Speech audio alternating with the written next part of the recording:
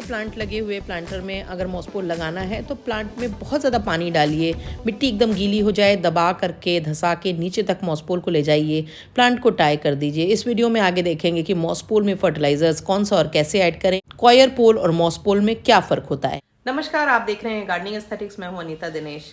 अगर आप तमाम तरह के एरोइड्स यानी कि मोन्स्टेरा, फिलोडेंड्रॉन, पोथो, एलोकेशिया, सिंगोनियम्स लगाने के शौकीन हैं तो आप इनको बिना मॉसपोल के सहारे ग्रो करने की सोच भी नहीं सकते हैं, क्योंकि एक पॉइंट के बाद इनको सपोर्ट की ज़रूरत पड़ती है। क्योंकि ये जो तमाम प्लांट हैं ये ट्रॉपिकल प्लांट होते हैं और वाइल्ड्स में ये बड़े पेड़ों के सपोर्ट से नीचे की तरफ उगते हैं। कुछ क्रॉलिंग होते हैं यानी कि ज़मीन पे रेंगते हैं, कुछ पेड़ों के ऊपर चढ़ जाते हैं, कुछ पेड़ों से नीचे की तरफ लटकते हैं। जब आप अरॉइड की किसी भी वैरायटी को ग्रो करते हैं तो बिना सपोर्ट के आप इनको ग्रो नहीं कर सकते हैं। बड़े घरों में दीवारों के सहारे बढ़ जाते हैं, पर आप अपनी बैल्कनी में इनको कैसे लगाएंगे या इनको अच्छी ग्रोथ कैसे देंगे, अपने अपार्टमेंट में इनको अच्छी ग्रोथ कैसे देंगे। ऐसे में आपको जरूरत पड़ती है एक सपोर्ट की। सपोर्ट स्टिक भी हो सकता है, मॉसपोल भी हो सकता है, कॉयर पोल भी हो सकता है। तो आज इन्हीं पॉइंट्स पे बात करूंगी, आपको बताऊंगी कि मॉसपोल और कॉयर पोल में इफेक्टिव कौन सा है, कौन सा आपको ज्यादा सस्ता पड़ेगा, सिंपल स्टिक में और मॉसपोल में क्या फर्क होगा, और मॉसपोल में आप अपने प्लांट को मेंटेन कैसे करेंगे। तो इन्हीं सारी बातों पे आज मैंने ये वीडियो बनाया है। साथ ही साथ आप वीडियो में मेरे खूबसूरत अरॉइड कलेक्शन को भी देखेंगे। तो चलिए देर नहीं करते हैं, जल्दी से वीडियो को शुरू करते हैं। मॉसपोल क्यों जरूरी है इस एग्जांपल से समझाती हूँ। ये मेरा 8 साल पुराना मोन्स्टेरा का प्लांट है। पाइप को छुपाने के लिए मैंने इस जगह यहाँ लगाया था। पाइप की वजह से नमी बनी रहती है। इसकी देखिए आप कितनी बुरी तरह एरियल रूट्स पूरी दीवार को जकड़ चुकी हैं। इसको कोई सपोर्ट नहीं है, दीवार का सपोर्ट है।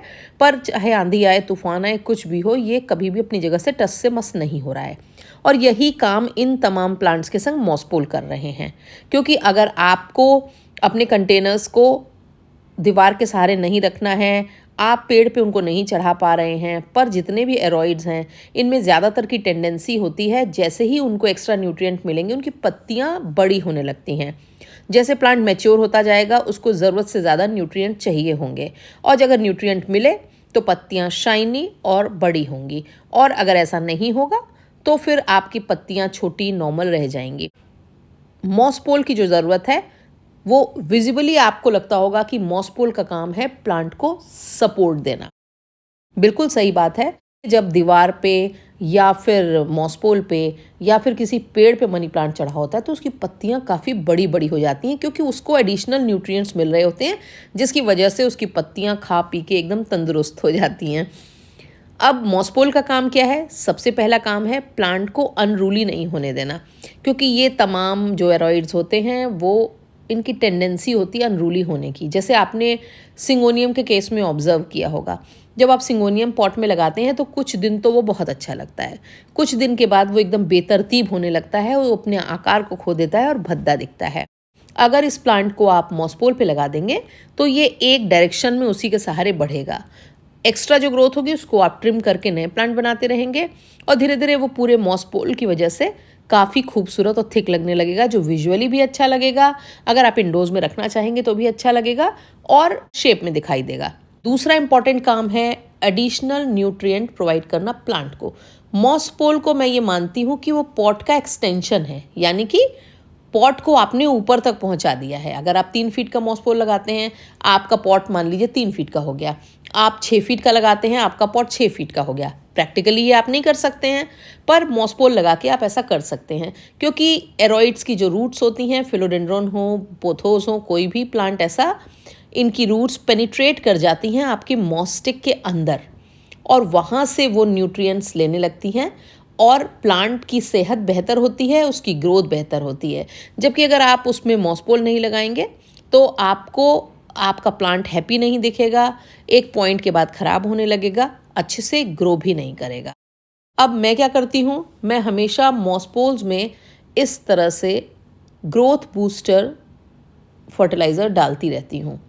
उसका फ़ायदा ये होता है कि जैसे मैंने ग्रोथ बूस्टर फर्टिलाइज़र हर 15 दिन पे 2-3 ड्रॉप डाल दिया। अब जब भी मैं पानी दूंगी तो जब मैं पानी देती हूँ तो मॉसपोल को भी भिगोती हूँ, क्योंकि मॉसपोल ह्यूमिडिटी के लेवल को मेंटेन रखता है आसपास के वातावरण के। ऐसे तो आप हर जगह पानी भर के रख नहीं सकते, पर मॉसपोल में गीलापन, नमी ज़्यादा देर तक बनी रहती है, जिसकी वजह से प्लांट को एक ह्यूमिड एनवायरनमेंट मिलता है। और शायद ये मॉस्पोल्स ही हैं जिनकी वजह से मैं नॉर्थ इंडिया में एक ऐसे एरिया में जहाँ विंटर्स भी ड्राई होती हैं, समर्स भी ड्राई होती हैं, इतनी सक्सेसफुली आउटडोर में रख के फिलोडेंड्रॉन्स ग्रो कर रही हूँ, आउटडोर में रख के सिंगोनियम की तमाम वैरायटीज़ ग्रो कर रही हूँ।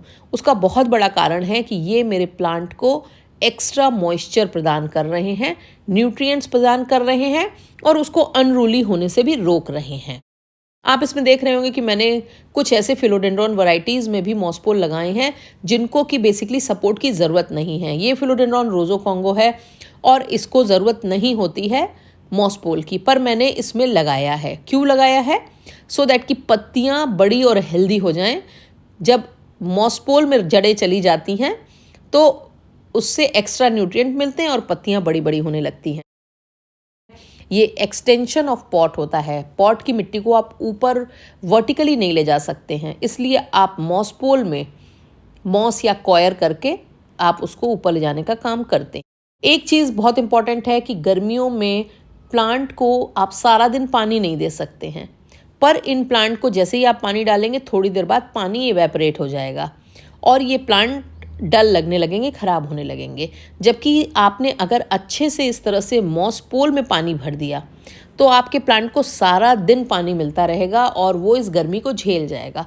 कारण है, ट्रॉपिकल प्लांट को हमारे यहाँ हाई टेम्परेचर से प्रॉब्लम नहीं होती है, उनको प्रॉब्लम होती है ह्यूमिडिटी के कम होने से, क्योंकि ट्रॉपिकल प्लांट को कम से कम 40% की रिलेटिव ह्यूमिडिटी चाहिए। ये 40% की ह्यूमिडिटी हमारे यहाँ मई जून के महीने में नहीं होगी अनलेस की अराइवल ऑफ मॉनसून वाली कंडीशन बन जाए। अब मॉनसून्स के पहले आप कैसे नमी देंगे? तो यही तरीका है कि मॉसपोल है, आप उसको गीला कर दीजिए सुबह खूब बढ़िया से। और एक उसका फ़ायदा और होता है, आपका प्लांट ओवर वाटरिंग से बच जाता है, क्योंकि आप ज़्यादातर पानी मिस्टिंग के समय मॉसपोल में डाल देते हैं, वाटरिंग के समय मॉसपोल में डाल देते हैं। प्लांट की रूट्स को पानी भी मिलता रहता है, बाय द सेम टाइम नीचे वाली जो रूट होती हैं उनके फीट वेट नहीं होते हैं, यानी कि उनका जो बेस होता है वो पानी में बहुत ज़्यादा नहीं जाता है, जिसकी वजह से आपके एरोइड्स अच्छे से चलते हैं। अब बात करते हैं मॉसपोल में और कॉयर पोल में बेहतर कौन है। साथ ही साथ स्क्रीन पे मैं आपको किस तरह से एक बड़ी 5 फीट की मॉस स्टिक को मैं मॉन्स्टेरा के नए प्लांट में शुरुआत से अंत तक फिक्स करते हुए दिखाऊंगी। तो स्क्रीन पर भी नजर करिएगा और मेरी बात को भी सुनते रहिएगा। ये जो मॉस पोल्स हैं, ये कॉयर के पोल्स होते हैं। इसका मतलब इनमें अंदर कॉयर की फिलिंग है, या फिर कई बार आप कॉयर पोल इस तरह बना सकते हैं। जूट की रस्सी को इस तरह से लपेट करके आप लकड़ी के सहारे कॉयर पोल बना सकते हैं। साथ ही साथ बाजार में इस तरह के कॉयर पोल्स मिलते हैं, जिनके ऊपर प्लास्टिक तो वैसे ही लगी होती है जैसे मॉस ग्रास के पोल्स में लगी होती है, पर अंदर कॉयर भरा होता है। और इसके अलावा जो हमारी ट्रेडिशनल मॉस स्टिक है वो तो है ही।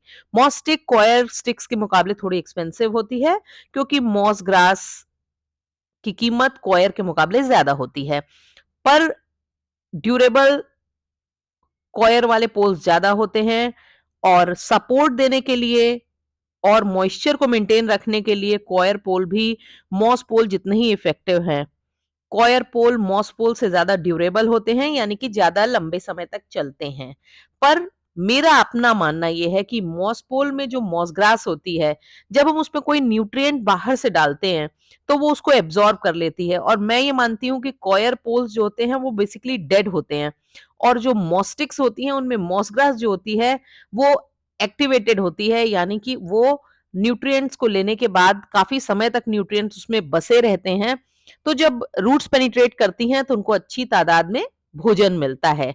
तो मुझे लगता है कि अगर आपके पास बजट है तो आप मॉसपोल ले सकते हैं। मॉसपोल 35-40 रुपए से लेकर के साइज के अकॉर्डिंग 1 फीट से 6 फीट तक के मॉसपोल्स मैंने देखे हैं, और 6 फीट का आपको 250-300 का मिलेगा। 3 फीट का जो सामान्य तौर पे यूज किया जाता है वो 100 रुपए, 80 रुपए से लेकर के 120 रुपए तक का मिलेगा। इनको भी लगा सकते हैं, कॉयर पोल्स की कीमत कम होती है। और अगर आप घर पे डंडियों पे या किसी प्लास्टिक के पाइप पर रस्सी को लपेट करके आसानी से बहुत ही कम कीमत में भी सपोर्ट के लिए पोल्स बना सकते हैं। उनमें भी आप इसी तरह से न्यूट्रिएंट डाल करके और काफ़ी लंबे समय तक उनको सुरक्षित कर सकते हैं। पर मेरा ये मानना है कि जब आप मॉस पोल को लगाते हैं, तो प्लांट्स की पत्तियों के साइज़ में सिग्निफिकेंट डिफरेंस आता है। मैं आपको दिखाती हूँ, मेरा ये एक एपीप्रेमनम पिनटम का प्लांट है। ये एक मॉस पोल पे लगा है, एक कॉयर के स्टिक पे लगा है। दोनों के शेप में, दोनों की पत्तियों के साइज़ में और पत्तियों की शाइन में बहुत फ़र्क है। आप इसको अच्छे से देख सकते हैं। इसके साथ ही साथ सिंगोनियम की कुछ वैराइटीज़ में मैंने मॉसपोल लगा रखे हैं। आप इनकी पत्तियों के साइज़ देखिए, इतनी लार्ज सिंगोनियम की पत्तियाँ आपने कम ही देखी होंगी और ये है सिर्फ़ एक्स्ट्रा न्यूट्रिएंट्स की वजह से, जो मैं मॉसपोल के अंदर डालती हूँ। तो इसलिए दोनों यूज़ कर सकते हैं आप और बाकी के फंक्शन उसके वैसे ही रहते हैं। तो जो आपको पसंद आए यूज़ कीजिए, पर अपने फिलोडेंड्रॉन्स, पोथोस, मॉन्स्टेरास के संग मॉसपोल को यूज़ कीजिए। ये आपके प्लांट की पत्तियों की क्वालिटी, प्लांट के शेप, प्लांट की ग्रोथ औ को प्रभावित करते हैं। किसी ने मुझसे पूछा था कि जब वो मॉसपोल लगाते हैं तो बार-बार वॉबली हो जाता है, तो कैसे फिक्स करें? अब अगर आपने नया प्लांट लगाना है तो जैसे मैंने दिखाया मोंस्टेरा में वैसे लगा सकते हैं। पर अगर आपकी मॉस्टिक बाद में टेढ़ी-मेढ़ी हो रही है, मेरी भी कई बार होती हैं, क्योंकि मिट्टी जब कई बार ज़्यादा गीली हो जाती है तो भी ये टेढ़ी हो जाती हैं, कई बार प्लांट के लोड से हो जाती हैं, बहुत वजहों से हो जाती हैं। तो मैं तो इस तरह से लकड़ी के 2 छोटे गुटके या टुकड़े लेकर के दोनों तरफ से फँसा के उनको बीच में फिक्स कर देती हूँ। और ये जब तक वो लकड़ी खराब नहीं होती है तब तक ये काम चल जाता है। मॉस पोल पे जब प्लांट ओवरग्रोन होने लगे तो देखिए मैं इस तरह से उसकी टिप ऊपर से काट देती हूँ, उसको अलग प्रोपेगेट कर लेती हूँ क्योंकि मॉस पोल की वजह से उनमें नोड की रूट निकली होती हैं, इसलिए प्लांट को अपने को एस्टैब्लिश करने के लिए कोई भी स्ट्रगल नहीं करना पड़ता है, प्लांट तैयार रहता है। आप उसको पानी में लगा सकते हैं, आप उसको लेका में लगा सकते हैं, आप उसको मिट्टी में भी लगा सकते हैं।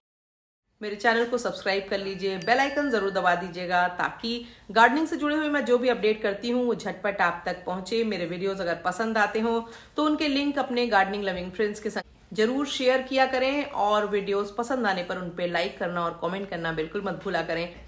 Thank you very much.